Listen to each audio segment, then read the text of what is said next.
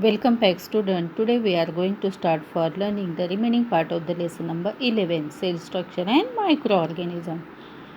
Before we start new topic, we should have to know that definition for the cell. Cell is the fundamental structural and functional unit of living organism. Now we have to know that how to see the cell. Then measurement and observation of cells in 1673, Anton van Leeuwenhoek resembled various lenses to construct a microscope. He was the first to observe the live bacterial and protozoan cells under the microscope. Here you will get to see the microscope. This is the compound microscope. Cells are extremely minute in size. We cannot see the cell with the naked eyes. See that like a microorganism, cells are also very small in size. That's why unable to see with naked eyes. That's why need to use the microscope. Here there are two types of microscope, compound microscope and electronic microscope. Now here cells are extremely minute in size, that's why we can't see cells with naked eyes. Micrometer and nanometer are the unit used for measuring these sizes. Now here the compound microscope is used for observing the cells and object on a glass slide magnified many times by the lenses of this microscope. Small images can be seen on the huge scale, understood by making it large. It can be possible by using a compound microscope. Here you will get to see the parts of compound microscope. First, eyepiece or ocular, downside tube, hollow tube, then coarse or focus knob is there for adjusting it, then fine focus knob, as well as objective lenses means where you are keeping your material. Now stage is for keeping our slide here. Then you should have to know that for focus to collect the light there is a illuminator. Downside there is a base to keep on the table of floor horizontal. Now here the unit for measurement of the cell is 1 centimeter is equal to how many millimeters? 10 millimeters. 1 millimeter is equal to 1000 micrometer. Then 1 micrometer is equal to, or micron is equal to 1000 nanometer. Understood? These are the measurement. Here for measuring the cell, micrometer and nanometer are the units used for the size of the cells. Is that clear? Now if we take the peel of a onion, you know that onion? Yes. Now here small activity, onion cell can be seen under a compound microscope. Diagram, in the diagram you will get to see the structure of the cells in the onion.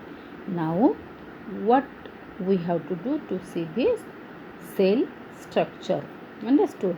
Now take a piece or segment of onion and carefully separate the thin skin and the concave surface with the help of forceps. Forceps means what? Your tongue.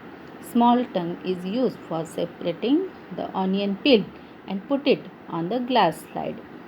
Now put a drop of water on it, drop of water, and here put a drop of dilute solution of iodine, understood, to cover the slide. Now observe this at 10x object of compound microscope.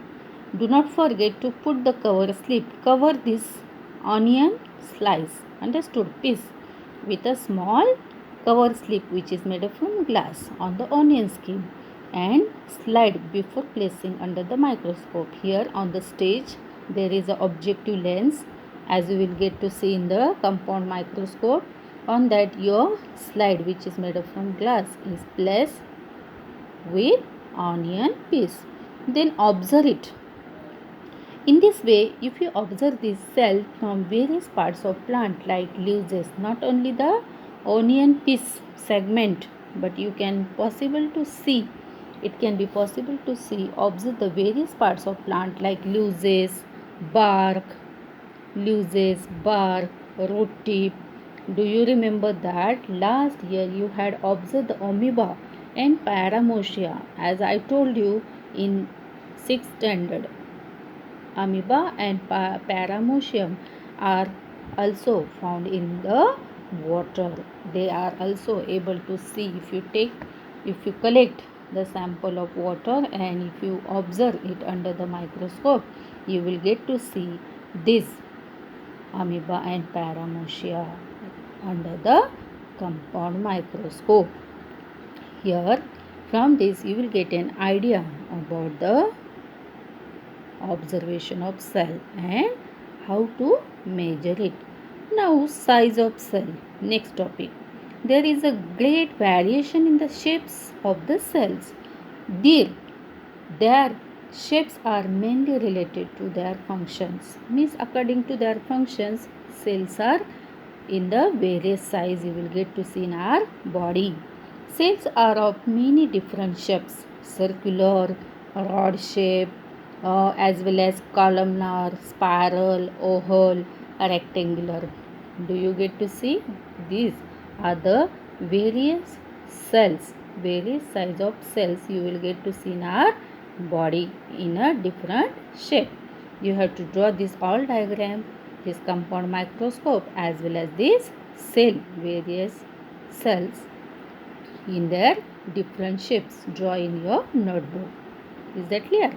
Now, each cell contains various components for carrying out their life processes as they are present in our body. Means what? They are present in living organism for various processes. These components are called organelles. Is that clear? Here, these organelles are studied in detail with the help of electron microscope. If you want to see what is inside the cell, then you should have to use the electron microscope. Previously, I told there are two types of microscopes: compound microscope and second, electron microscope. If you want to see what is inside the cell, then you should have to use the electron microscope, which can be magnify the images up to 2 multiplied by 10 raised to 9, means 2 billions times their actual size. There are two main types of cells, animal cell and plant cell. This cell consists of various types of membrane bound organelles. Plant cells have a definite shape due to the presence of cell wall around them. Besides, unlike animal cell, plant cell contain a single large vacuole. These all cells are also known as a eukaryotic cell. The cells which are present in plant body as well as animal body, these cells are called as or known as a eukaryotic cells. Now, how many types of cells are there? There are two main types of cells, animal cells and plant cells, as well as you will get to see the diagrams here. 11.5 cells are seen under the electron microscope, and these cell structure, animal cell and plant cell, you will get to see the clear images under the electron microscope. Now see the various parts of plant cell first. Cell wall, chloroplast, cytoplasma, see 3 ribosomes, cell membrane, Golgi body, nucleus, endoplasmic reticulum, vacuole and mitochondria. Now animal cell, 3 ribosomes, lysosomes, cell membrane, Golgi body, nucleus, endoplasmic reticulum, vacuoles and mitochondria. What are these? These are the organelles. These are the organelles which are present inside the cell. Means what? These are the parts of the cells which is helping for various life processes which occur in our body. Now, the cell has four main parts: the cell wall, cell membrane, as well as cytoplasma and cell organelles. From that, first, cell wall.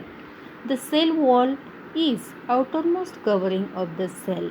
It is present only in the plant cell. Plasma membrane. Second, it is extremely delicate covering of cell. It is present only in the plant cell, as well as here it is extremely delicate, flexible. It is the outermost covering of animal cell. Plasma membrane present in animal cell. It is the outer covering of animal cell. Cytoplasma. Third one, the liquid part in the cell, which is present around the nucleus, is called the cytoplasma. It occupies the space between plasma membrane and the nucleus. Cell organelles are scattered in the cytoplasma. Organelles means what? Now before I told Golgi body, nucleus, mitochondria. Is that clear? Lysosomes are scattered in the cytoplasma. It is a jelly-like a substance present in plant cell as well as animal cell. Now cell organelles. Organelles means what? See, these mainly include nucleus, endoplasmic reticulum, Golgi body, lysosome, mitochondria, vacuoles, plastids, and plant cell contains chloroplast. Chloroplasts are absent in the animal cell. That's why animal unable to prepare their own food. Because of presence of chloroplast in plant cell, plants are able to prepare their own food. Then which are the common compounds of plant and animal cell, and which are the different ones? Now here common compounds plant and animal. Previously we had discussed nucleus, endoplasmic reticulum, Golgi bodies. Understood? Mitochondria, vacuoles, plastids. Now which are the different ones? Chloroplast is the only different one. Now the nucleus is the most important organelle of the cell. There is a porous double membrane around it. The nucleus controls all functions of the cell. The endoplasmic reticulum is a spiraling network like an organelle. Now, its function is to make the necessary changes in the proteins produced by the lysosomes and sent to the Golgi bodies. Golgi bodies are made up of several flat sacs, and their function is for distribution of prepared proteins. Mitochondria and plastids are the organelles with double outer covering. As a mitochondria work as a powerhouse because it produces the energy inside the cell. The chloroplast in the plant carry out the function of photosynthesis, and vacuole help to throw out the waste products of the cell. Vacuole in the animal cells are small, whereas they have one large vacuole in a plant cell. Vacuole are large in plant cell because plants do not have special organs to send out the waste product from their body, but animals have their organ. What? Excretory organ for throwing out the waste from their body. That's why here there is a large vacuole in the plant cell but small vacuole present in the animal cell. Is that clear to all? Today we had learned in small, we will summarize it. Measurement and observation of the cell. Next, cell size. There are two types of cells: animal cell, plant cell, and detailed information about the components of the cells. Is that clear to all?